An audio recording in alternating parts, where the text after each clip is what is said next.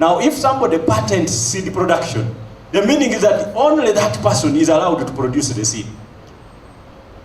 You get the point?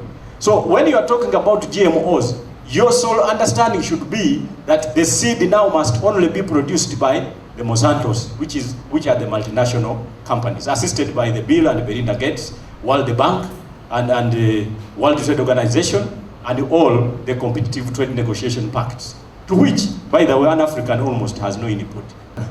Me, I am saying the genetically modified organism or crops or another thing which is genetically modified, it is good. Now let me bring out my points of view here. One, we talked of the quick maturities of the crops, which is even going to help in terms of anger. When anger comes and strike a place, we bring a crop that will mature very fast, and by doing so, we are going to help the community at least to rescue their states of life.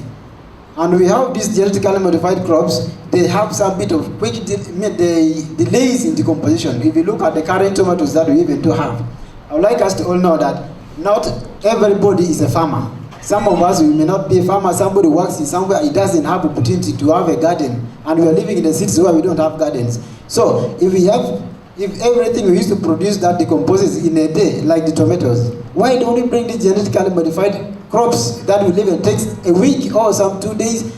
Doesn't mean I don't need to go to the market every day so that I can feed on.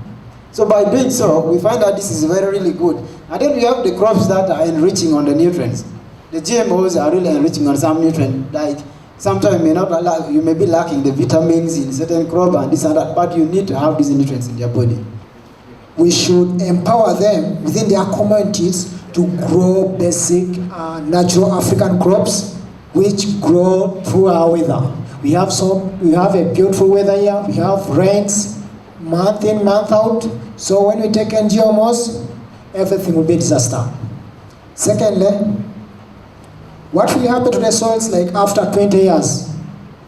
When you run broke, you don't have money, will you be able to afford to buy the seeds, to buy the fertilizers? That means the big investors are going to take over your soils and you're going to live in concentrated camps. You are going to be forced to sell these soils because you can't manage them, you can't grow anything, whether subsistence or for commercial. So by giving us, after knowing that we have high fertility rates, that is as in terms of soils, organic manure, so they decided to introduce some chemicals that you're supposed to use, and as Africans, we didn't rethink.